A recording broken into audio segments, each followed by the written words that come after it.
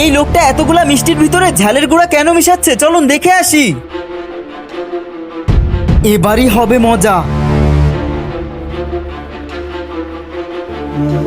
এই শ্রমিকেরা, তোমরা সবাই বসে আছো কেন? কাজ কেন করতেছো না? ওকে আমি প্রথমেই বলছিলাম মিষ্টির প্যাকেট আসবে, তারপর সবাই কাজে লাগবে।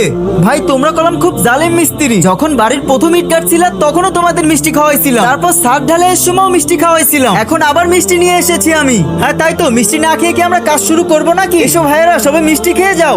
আরে একটু দাঁড়াও, এইভাবে মিষ্টি দিব নাকি? বন্ধুরা, তোমরা কি আমার মতো ইসলামিক ভিডিও দেখতে ভালোবাসো? তাহলে এই ভিডিওতে একটা লাইক এবং অবশ্যই চ্যানেলটি সাবস্ক্রাইব করে যাবে। মানে আমি বলতে চাচ্ছি সাথে একটু চা হলেও তো ভালো হয় না? তোমরা সবাই নিজেদের কাজ শুরু করো, আমি তোমাদের জন্য গরম গরম চা বানিয়ে আনতেছি, তারপর মিষ্টি দিয়ে চা খাবে। আচ্ছা ঠিক আছে, চলো ভাইয়েরা কাজ শুরু করি। আর এটা আমি এখানেই রেখে যাচ্ছি, কেউ ছিড়বে না কিন্তু। হ্যাঁ, তোমরা সবাই কাজ করতে লাগো।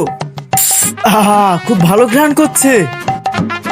এই ভিডিওর নেক্সট পার্ট দেখতে চাইলে ভিডিওতে একটা লাইক এবং চ্যানেলটি অবশ্যই সাবস্ক্রাইব করে রেখো।